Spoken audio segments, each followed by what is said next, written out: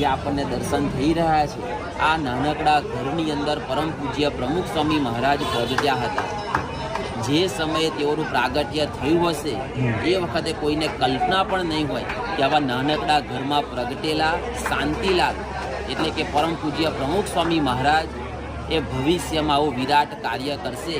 પરમ પૂજ્ય પ્રમુખ સ્વામી મહારાજે પોતાના જીવનકાળ દરમિયાન સમગ્ર વિશ્વમાં મહાલય સમા 1300થી વધારે મંદિરો બનાવ્યા, પરંતુ પોતાના પ્રાગટ્ય સ્થાન માટે કાંઈ કર્યું નથી અને કરવા દીધું નથી. આ સંત પરમહિતકારીનું ઉત્તમ ઉદાહરણ એટલે તેઓનું આ પ્રાગટ્ય સ્થાન.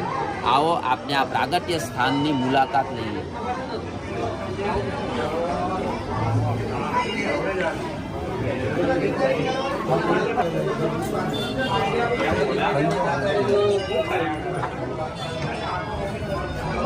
આ વિશ્વ વંદનીય